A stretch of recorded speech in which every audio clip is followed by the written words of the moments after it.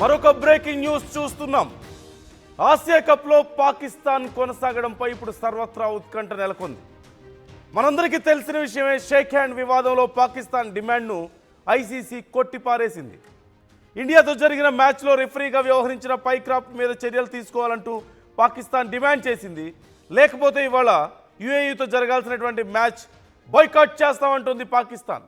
ఇప్పటికే pre match media conference కూడా cancel చేసుకుంది. అయితే పాకిస్తాన్ డిమాండ్ను ఇండియా లేదంటే ఐసీసీ ఏమాత్రం పట్టించుకోవడం లేదు. షేక్ హ్యాండ్ ఇవ్వాలంటూ రూల్ ఎక్కడా లేదని చెప్తుంది ఐసీసీ. రియాక్షన్తో ఇప్పుడు పాకిస్తాన్ ఏం చేయాలో అర్థం కాని పరిస్థితి. టోర్నీ నుంచి తప్పుకుంటే పాకిస్తాన్కు దాదాపుగా 140 కోట్ల వరకు నష్టం. 140 కోట్లు. పాకిస్తాన్ క్రికెట్ బోర్డుకి ఇది చాలా పెద్ద అమౌంట్, ఇది భారీ అమౌంట్. ఇది మన క్రికెటర్ ఎవరన్నా అంటే ఒక రకంగా ఒక చిన్న కంపారిజన్ నేను చేయాలనుకుంటున్నాను ఇక్కడ. మన క్రికెటర్ ఎవరైనా సరే ఒక పెళ్లి చేసుకుంటే అయ్యే ఖర్చు అది, కానీ పాకిస్తాన్ క్రికెట్ బోర్డు సర్వైవల్కి అది చాలా ఇంపార్టెంట్. పాకిస్తాన్ దేశానికి ఇప్పుడు 140 కోట్లు అంటే చాలా పెద్ద అమౌంట్. భారతదేశానికి ఒక 1000 కోట్లు 2000 కోట్లు అంటే ఎంత పెద్దగా అనిపిస్తుందో, వాళ్ళకి ఒక 100 150 కోట్లు అంటే అంత పెద్ద అమౌంట్. నిజంగా ఆ అమౌంట్ని వదులుకోవడానికి సిద్ధంగా ఉన్నారా? పాకిస్తాన్ రెడీగా ఉంటుందా? ఇప్పుడు అర్థమైపోతుంది ఖచ్చితంగా. పాకిస్తాన్కి నిజంగా వాళ్ళు ఒక మాట నిలబెట్టుకోగలుగుతారా? సెల్ఫ్ రెస్పెక్ట్ని నిలబెట్టుకోగలుగుతారా? డబ్బులు ముఖ్యమా, సెల్ఫ్ రెస్పెక్ట్ ముఖ్యమా అనేది ఇప్పుడు ఖచ్చితంగా తేలే పరిస్థితి వచ్చింది పాకిస్తాన్కి.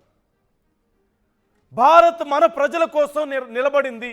భారత టీం మన ప్రజల కోసం, మన ఎమోషన్స్ని గౌరవించి పహల్గామ్ దాడిలో ప్రాణాలు కోల్పోయినటువంటి, అసూలు బాసినటువంటి మన భారతీయులకు సంఘీభావంగా నిలబడింది మన టీం. మరి షేక్ హ్యాండ్ ఇవ్వకపోవడమే మాకు నష్టం అని చెప్పినటువంటి పాకిస్తాన్ నిజంగా ఒక అవమానంగా భావిస్తే, వాళ్ళ దేశం చేసినటువంటి దుర్మార్గపు చర్యకు భారతదేశం ఒక రకమైనటువంటి నిరసన అనుకోవచ్చు. ఇది we are doing a great favour to Pakistan ఒక రకంగా. ఎందుకు? వాళ్ళతో క్రికెట్ ఆడడమే. భారతదేశం పాకిస్తాన్తో క్రికెట్ ఆడడం అనేది వాళ్ళ అదృష్టం. ఒక మాటలో చెప్పాలంటే వాళ్ళ అదృష్టం చేసుకుంటే కానీ ఇలాంటిది జరగదు. బద్ధ శత్రువులుగా భావించి బోర్డర్లో ప్రతిరోజు మన సైనికుల ప్రాణాలను పొట్టను పెట్టుకుంటున్నారు అనవసరంగా ఆ దేశస్తులు. మన భారతీయుల్ని బట్టలు ఊడతీయించి మరీ కాల్చి చంపారు. అక్కడి నుంచి వచ్చినటువంటి ఉగ్రవాదులే.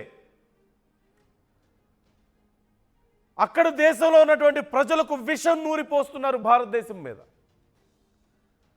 మరి ఇంత బద్ధ శత్రువులుగా ఉన్నప్పటికీ కూడా గ్రేట్ స్పోర్ట్స్మెన్ స్పిరిట్తో భారతదేశం సరే ఆటను ఆటలాగా చూద్దామని చెప్పేసి ఆడుతుంది.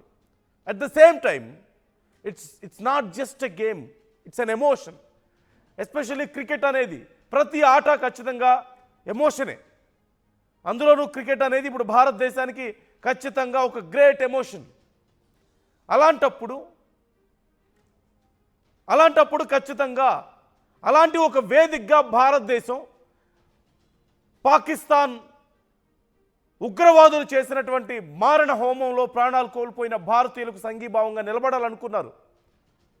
They should respect to our emotions. So అలాంటప్పుడు తప్పే ఉంది? పాకిస్తాన్ ఆటగాళ్ళు కూడా చేయాలి ఇది. ఏమని? మన దేశం నుంచి వచ్చినటువంటి ఉగ్రవాదులు భారతదేశానికి నష్టం చేశారు కాబట్టి మేము క్షమాపణ చెప్తున్నాం వాళ్ళ తరపున అని చెప్పగలగాలి. అది కదా నిజమైనటువంటి గొప్పతనం అంటే.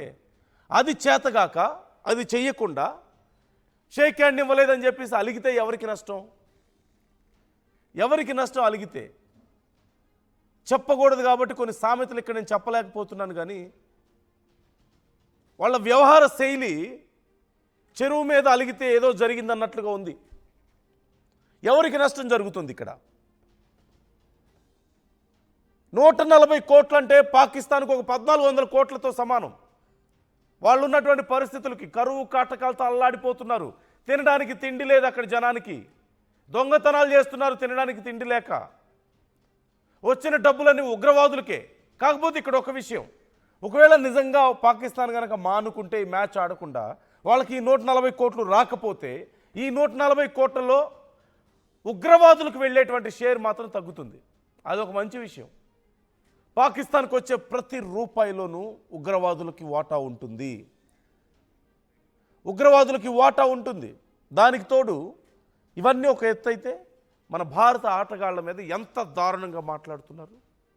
అక్కడ ఉన్నటువంటి ఆటగాళ్ళు మాట్లాడుతున్నారు. మన ఆటగాళ్ళు ఎప్పుడు పాకిస్తాన్ ఆటగాళ్ళ గురించి తప్పుగా ఎప్పుడు మాట్లాడలా. వాళ్ళ దేశ వైఖరి గురించి, ఆ ఉగ్రవాదుల చర్యల గురించి మాట్లాడే తప్పితే ఆటగాళ్ల గురించి ఎప్పుడు నీచంగా మాట్లాడలేదు.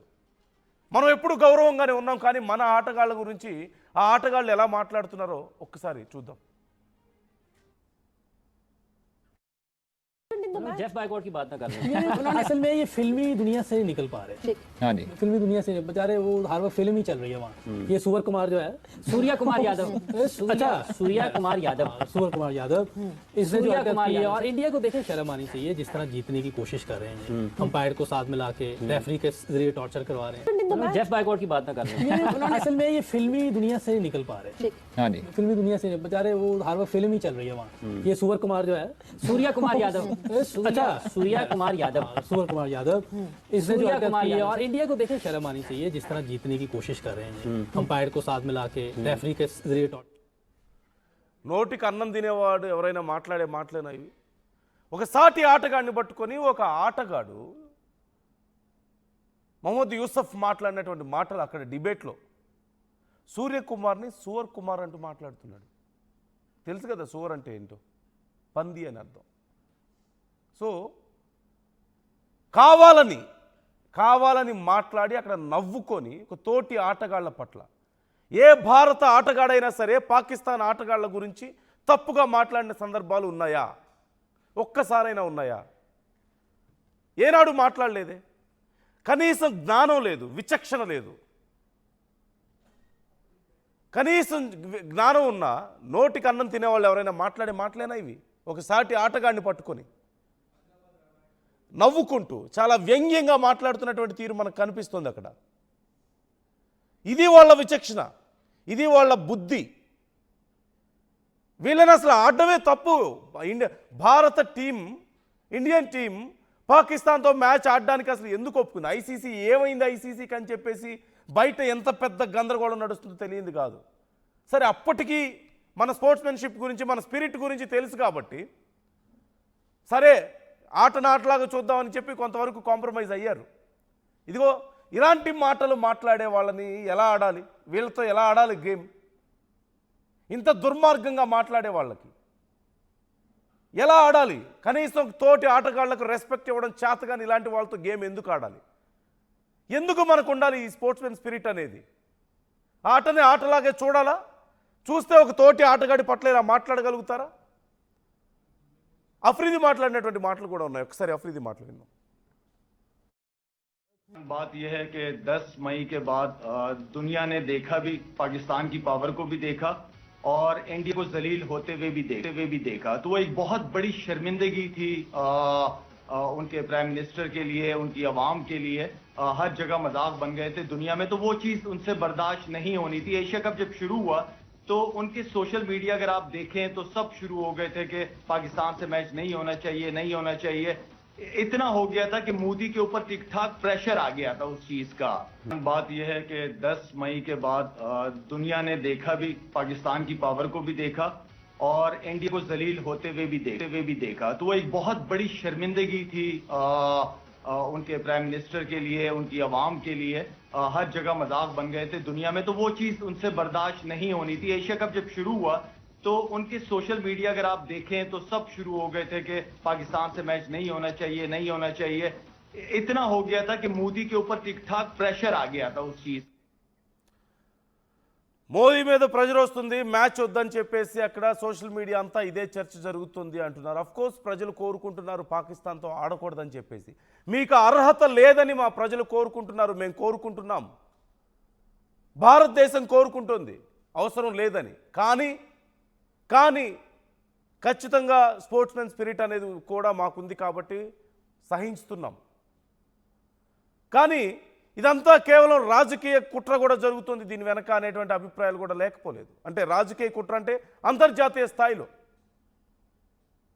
సో ఓవరాల్గా జరుగుతున్నటువంటి పరిణామాలు మనం చూస్తున్నాం. సింపుల్గా ఇప్పుడున్నటువంటి పరిస్థితుల్లో పాకిస్తాన్ ఈ మ్యాచ్ ఆడుతుందా లేదా? ప్రెస్ కాన్ఫరెన్స్ కూడా నేను రామని చెప్పేశారట. Very good. ఇప్పుడు నిజంగా మ్యాచ్ ఆడకపోతే 140 కోట్లు పోతాయి. ఒప్పుకోగలుగుతారా దానికి? 140 కోట్లను నిజంగా వాళ్ళు వదులుకునే పరిస్థితి ఉందా? సరే, భారతదేశం ఏమైనా అన్యాయం చేసిందా? ఇక్కడ ఏదైనా దౌర్జన్యం చేసిందా? లేదు. మన ప్రజల కోసం మన టీం నిలబడింది. మీ ఉగ్రవాదుల మీద మీరు మాట్లాడండి. మా దేశం నుంచి వచ్చి ఉగ్రవాదులు చేసిన తప్పు, మా దేశంలో మా పాకిస్తాన్ దేశం ఇలా చేయడం తప్పు అని మీరు మాట్లాడండి అంతర్జాతీయ స్థాయిలో. మరి అప్పుడు వచ్చి షేక్ హ్యాండ్ ఇస్తారు. అది చేత కాదు. మీరు క్రికెట్ ఆడి సంపాదించిన డబ్బులో కొంత భాగం ఉగ్రవాదులకే ఇస్తారు. తీసుకువెళ్ళి వాళ్ళకే తిండి పెడతారు, వాళ్ళకే తుపాకులు ఇస్తారు, మళ్ళీ భారతదేశం మీదకి తోలుతారు మీరు. అలాంటప్పుడు ఎందుకు మేము మీకు ఆ రెస్పెక్ట్ ఇవ్వాలి? ఆ విధంగా మిమ్మల్ని తెచ్చి నెత్తిని కూర్చోబెట్టుకోవాలా? మమ్మల్ని చంపుతున్నందుకు మిమ్మల్ని తెచ్చి మా నెత్తిని కూర్చోబెట్టుకోవాలా? మా పౌరుల ప్రాణాలు తీస్తున్నందుకు? నిజంగా సెల్ఫ్ రెస్పెక్ట్ ఉందని మీరు భావిస్తే పాకిస్తాన్ చేసింది తప్పే, మా ప్రభుత్వాలు చేస్తుంది తప్పే, లేదంటే మా ఉగ్రవాదులు చేస్తుంది తప్పే అని చెప్పండి. అప్పుడు ఇస్తాం షేక్ హ్యాండ్. స్పోర్ట్స్మెన్ స్పిరిట్ అంటే అదే కదా. మరి భారతదేశంతో వరల్డ్ భారతదేశ టీమే, క్రికెట్ టీమే ప్రపంచంలోనే అత్యంత రిచెస్ట్ టీం. కొత్తగా పాకిస్తాన్తో ఇప్పుడు ఆడి డబ్బులు సంపాదించుకోవాల్సిన అవసరం లేదు. మాకు అవసరం లేదు, కానీ మీకు అవసరం. భారతదేశంతో మ్యాచ్ ఆడితేనే మీరు అక్కడికి వెళ్ళి రోటీ తినగలుగుతారు. భారతదేశంతో మ్యాచ్ ఆడితేనే మీరు అక్కడికి వెళ్ళి ఏదైనా అవసరమైన కొనుక్కోగలుగుతారు మీ కుటుంబాలకి. కానీ భారతదేశం మీద మ్యాచ్ ఆడి ఆ డబ్బులు తీసుకెళ్ళి ఉగ్రవాదులకు మీరు షేర్ ఇస్తున్నారు. ఆ ఉగ్రవాదుల్ని మేపి తుపాకులు ఇచ్చి భారతదేశం మీదకి పంపుతున్నారు, తిరిగి భారతీయుల ప్రాణాలు తీస్తున్నారు.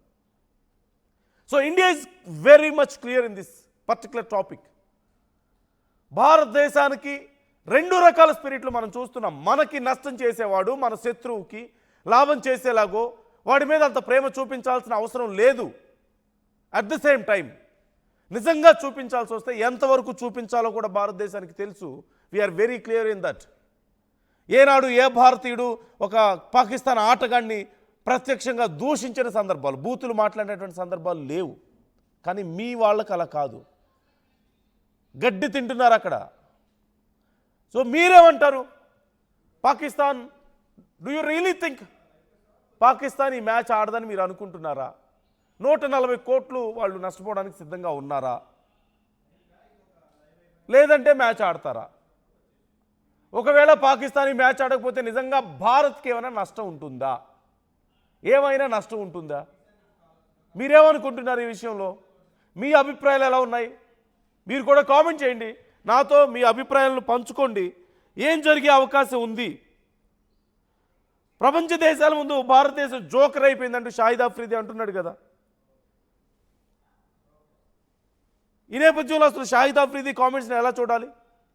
ఇందాక చేసినటువంటి సూవర్ అంటూ చేసినటువంటి కామెంట్స్, ఆ ఆటగాడు మొహమ్మద్ యూనస్ చేసినటువంటి కామెంట్స్ మనం చూస్తున్నాం. ఆ కామెంట్స్ మీద మీ అభిప్రాయం ఎలా ఉంది? మీ అభిప్రాయాలు కూడా మాతో పంచుకోండి. అలాగే యూట్యూబ్లో చాలామంది, ఈ లైవ్ చూస్తున్న వాళ్ళు చాలామంది కామెంట్ చేసే ప్రయత్నాలు చేస్తున్నారు. పాకిస్తాన్ టోర్నీ నుంచి బ్యాన్ చేయాలా వద్దా అనే ప్రశ్న వేసినప్పుడు 88% మంది చేయాలి అంటున్నారు. Pakistan should be banned from this tourney అని చెప్పి అంటున్నారు. భారతీయుల అభిప్రాయం ఇది. ఇక్కడ ఒక్క విషయాన్ని మనం క్లియర్గా అర్థం చేసుకోవాలి. ఐసీసీ కూడా ఈ విషయంలో జాగ్రత్తగా వ్యవహరించాల్సిన అవసరం ఉంది. ఐసీసీ గుర్తుపెట్టుకోవాలి భారతీయులు ఏం కోరుకుంటున్నారు అనేది. క్రికెట్ అనేది కేవలం ఐసీసీకి సంబంధించింది కాదు, భారత ప్రజలకు సంబంధించింది, భారత అభిమానులకు సంబంధించింది. అక్కడ గేమ్ ఆడుతుంది కేవలం 11 మందికి కాదు, భారత అభిమానులు ఆడుతున్నారు ఒక రకంగా చెప్పాలంటే గేమ్. అక్కడ అలాగే భావిస్తారు. వాళ్ళే గ్రౌండ్లో దిగి వాళ్ళే బ్యాట్ పట్టుకొని ఆడుతున్నట్లుగానే భావిస్తారు. అంత ఎమోషనల్ బాండింగ్ ఉంది క్రికెట్తో. It's not just a game, it's an emotion to the Indian people. ICC జాగ్రత్తగా ఉండాలి. రేపు ఏదైనా తేడా వస్తే భారతీయుల యొక్క సెల్ఫ్ రెస్పెక్ట్ కంటే, లేదంటే భారతీయుల ఎమోషన్స్ కంటే కూడా బిజినెస్ ఇంపార్టెంట్ అని కనుక ఐసీసీ భావిస్తే, ఇప్పటికే కొన్ని విమర్శలు వస్తున్నాయి ఐసీసీ వైఖరి మీద. ఒకవేళ కనుక అలాంటి ఒక నిర్ణయాలు ఏదైనా తీసుకున్నా, అలాంటి వైఖరి ఏదైనా కనిపించినా, అది ఖచ్చితంగా చాలా నష్టానికి దారితీసే అవకాశం ఉంటుంది. కాబట్టి ఐసీసీ జాగ్రత్తగా ఉండాలి. భారత ఆటగాళ్ళు ఖచ్చితంగా బాధ్యతగా ఉన్నారు. ఇప్పుడు పాకిస్తాన్ ఏం చేయబోతుంది అనే విషయంలో మీ అభిప్రాయాలు కూడా పంచుకోండి, కామెంట్ చేయండి. ఏం చేయగలుగుతుంది, ఇన్ఫ్యాక్ట్ ఏం చేయబోతుంది అనేది కంటే కూడా ఏం చేయగలుగుతుంది పాకిస్తాన్ టీం? పాకిస్తాన్ ఏం చేయగలుగుతుంది అసలు? భారత ఆటగాళ్ళకి ఏదైనా అవసరమైతే భారతదేశం నిలబడుతుంది, వాళ్ళ ఆటగాళ్ళకి ఏదైనా అవసరమైతే పాకిస్తాన్ నిలబడుతుందా? అంత ధైర్యం ఉందా అసలు? కామెంట్ చేయండి.